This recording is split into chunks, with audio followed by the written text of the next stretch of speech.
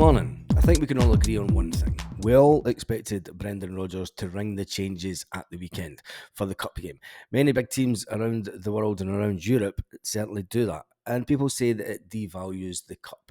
But with Champions League games coming up against Borussia Dortmund, who imploded yesterday, Celtic manager Brendan Rodgers felt that Falkirk has given us the biggest challenge at Celtic Park so far this season.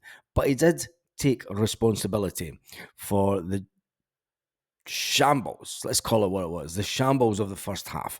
I think when we went in 2-1 down in the first half, Falkirk leading, Falkirk just playing some fantastic football for the fact that they're not a Premier League side, and Scott Brown's team does sit top of the table with Ayr United, but Falkirk have 2 games in hand. That says a lot about the way that Falkirk have been playing, and it says a lot about Scott Brown's managerial career that he's got Ayr United up there fighting. But we'll talk about that on another day, because if Ayr United have to come up, they need to do something with their stadium, because it's not a 10,000 seater stadium, is it? And that's a chat for another day. But anyway, the fact that Brendan Rodgers did make so many changes, and John McGlynn isn't a silly manager. You know, he's been at Celtic. He knows the way that Celtic work, and he's a good little manager. Well, he's a good old manager. He's been there and done it throughout his career. Celtic led the changes after half time, bringing on Kuhn and Greg Taylor, Yang, and Arne Engels to make the changes. And you've got to say, for me, I can't even remember who the man of the match was, but for me, it must have been Nico Kuhn. For the limited time that he was on the pitch, Nico Kuhn did more in that to cement his place in the first team than Lewis Palmer did in the whole of the... Yeah, let's not talk about Lewis Palmer today, because it's Monday and we want to be nice and cheery, even though there's nice little fluffy clouds outside, and I think that's what's maybe in Palmer's head, just these little fluffy clouds. Anyway, asked if Falkirk proved the toughest test yet, Brendan Rodgers said yes. They were excellent. They played attacking football. Okay, they sat back once they got their lead a bit, but they had a real good go. And if more teams were to do that in the Premier League, well, you might have a bit of a league on your hand. And rather than this, a lot of teams just going completely defensive and sitting 6 at the back and just not even trying for 80 minutes at Celtic Park. It just shows you what can be done. Okay, ultimately, people will say, well, look, they got beat 5-2. That's why you don't want to play like that at Celtic Park. That's their excuse for playing like that. But I'm sure if Falkirk were in the Premier League and they had slightly better players, they might have made a bit more of a game of it. When you make the 8 changes, I wanted to get some players in and play in the stadium. It's their first minutes of playing this season, playing with the team. In some moments we looked good, in other moments we just looked a little bit of hesitancy. But that comes from not playing much, and we did see that. I mean, people online were slating the likes of Alex Valley and Trusty, saying that they're just not Celtic class. Well, I wanted to remind people yesterday that there was one player that came into Celtic and he was absolutely woeful at the beginning, and that was Henrik Larsson. But then there was a more modern one that Scott Brown even had a dig at, and he said he's never going to be a Celtic player, but ended up being the standing captain. And Mikael Lustig went on to be a fantastic player for Celtic, but he was absolutely woeful when he first came to Celtic. Everyone in Europe saying he's injured too much. So you can't judge players on that first half performance going into the rest of the season, especially when it's their first games at Celtic Park, and there was so many changes. Huge credit has to go to Falkirk and the staff, let's face it. Brendan Rodgers even said he had a real joy analysing them to see how they play and seeing how they commit to attacking football. I really wish and hope that they go on to get promoted, because they have a fantastic style of football and they'll be a fantastic addition to the SPFL. Alex Valley, the 20-year-old from Barcelona, as I did say before the game, and when we seen the team and the team news video, I said that if you are the Falkirk manager, you're going to target 2 players. You're going to target Alex Valley and you're going to target Trusty. And why? Because it's their first games in Scottish football. It's not nice, silky European football that they're playing. This is the rough and tumble of cup games in Scotland, and you would target the players because they've never played at Celtic Park before. Trusty did, but it now hasn't started. But it's their first games in a cup against a side, against an opposition that was really going to have a go. So you would target those players, and it turns out that they did target those players. He said it's a crash course in British football. It was a crash course in British football and Scottish football. You should have said, Brendan, not British.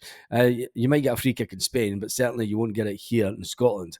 He'll learn that. He'll learn that. But he's a good kid. He's only young. He's settled in really well. Talking about Trusty, into the city, into the club, and he's here for us when he's needed. There's a little rumour going around last night. Even though we do have Alex Valian on loan until the end of the season, there's a rumour going around last night that I got told that the one and only, now I dismissed this yesterday, but Kieran Tierney may be coming back to Celtic in the next transfer window on loan until the end of the season to see out his career with the Arsenal. Could you really see Arsenal letting him go for nothing, or is he going to come to Celtic for a little fee? But there is a rumour going around last night that Kieran Tierney, and I know everyone's going to say, "Fuck's sake, you said don't bring Tierney back," and preferably I would want to bring Tierney back. I think we need to move forward, but Brendan Rodgers likes him as a player. Brendan Rodgers got the best out of him as a player. And we'll just wait and see if that one does come to fruition. But it was a little rumour that I got told last night that he's going to come back to Celtic on loan until the end of the season. Anyway, we move on. Cameron Carter-Vickers was out, as was Alistair Johnson. We knew that they had slight injuries after the Champions League game last week. Cameron's suffering a wee bit of below his big toe, believe it or not. How'd you get an injury on below your big toe? I mean, Cammy's toes must be huge. That's all I'm saying. Ali Johnson will be fine. He had a sore back. We knew that after the Champions League. He was complaining of a sore back when he came off the pitch. So he'll be having a bit of an injection, but he'll train Tuesday. Yeah, and he'll be absolutely fine. McGlynn felt his team done themselves proud that they did. It speaks volume for our team that they could come here and score 2 goals against Celtic, who are unbeaten. And let's face it, in the league, we're pretty much, there's not many people scoring against us. So where does it take us from here? Brendan Rodgers has ruled the changes as his fault, and rightly so as a manager. It's good to see a manager taking the blame for the way that the team performed. But what was really interesting is that the team didn't even play like they normally play. You would think that even though that they're in training together and they know the system, and Brendan's been talking a lot about this during, but there's one permutation that we forgot about, and the fact that Brendan Rodgers also spoke about during pre-season that he likes to get the players in early so that they're trained and drilled on the way that we're going to play this season. And I think yesterday was a prime example of players that came in to the later stages of the transfer window. They did not get that full pre-season that Brendan so much talks about. He spoke about it about Kuhn yesterday, the fact that Kuhn had a fantastic pre-season and his fitness was right up. When players don't get that pre-season with the club, they miss out on a big chunk of the tactical training that they're going to have for the season. Brendan Rodgers has spoke about this a lot of times. You don't get a lot of time during the season to work on the tactical stuff with the players. That's why pre-season is important. Was yesterday a wake-up call to the board to make sure, and was it a sly dig from the manager to the board to make sure that we get the players in early, either in the next window or next summer?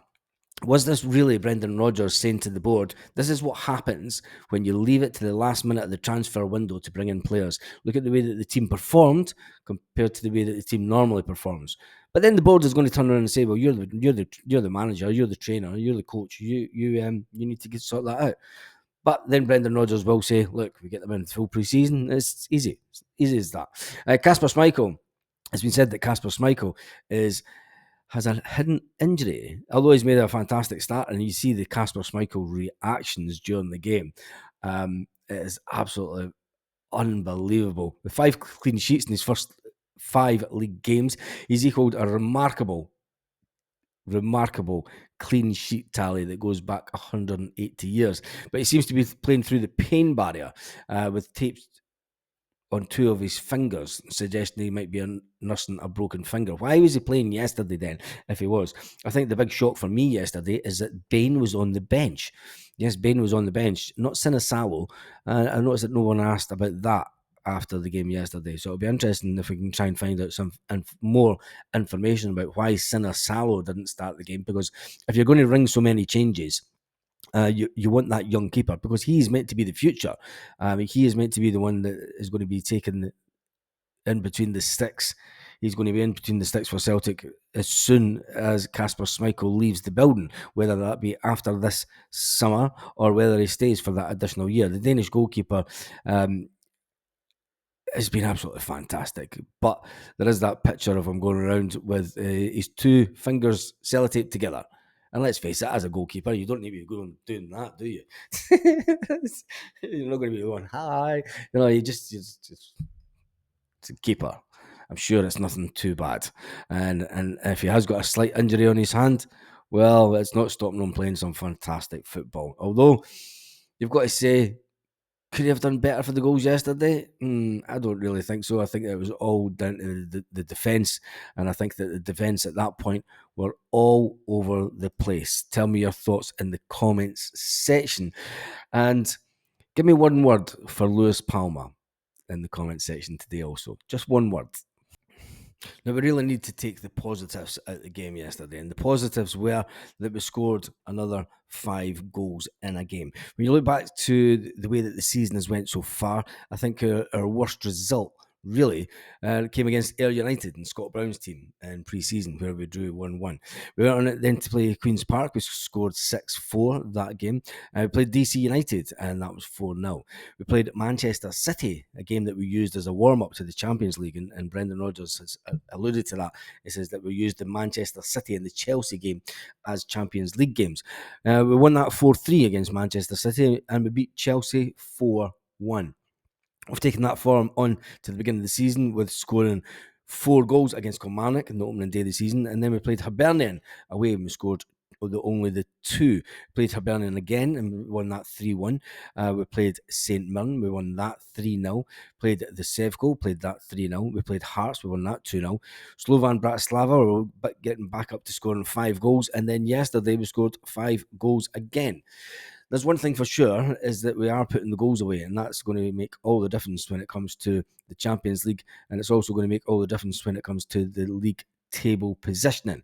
We are sitting nice at the top of the table, and we are still currently sitting second in the Champions League after Group Day 1. Will that change when we play Borussia Dortmund in just over a week and a half's time? The players are off today, and Brendan Rodgers has a lucky week as a manager, because there is no midweek game this week. So he will be able to rest the players and play a bit more, concentrate a bit more on the tactical side of the game with the players that played yesterday. And he'll give them a lot of feedback. He will give them a lot of feedback. Anyway, on that note, make sure you give the video a thumbs up, and I shall see you on the live at 8 p.m. Celtic Park time tonight. Have a fantastic day, Celtic fans all around the world. Roll up to the party.